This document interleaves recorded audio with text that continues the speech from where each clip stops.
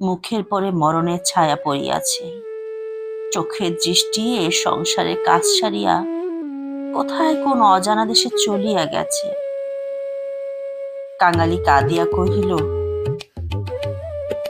মাগো, বাবা এসেছে, পায়ের ধুলো নেবে যে। মা হয়তো বুঝিল, হয়তো বুঝিল না।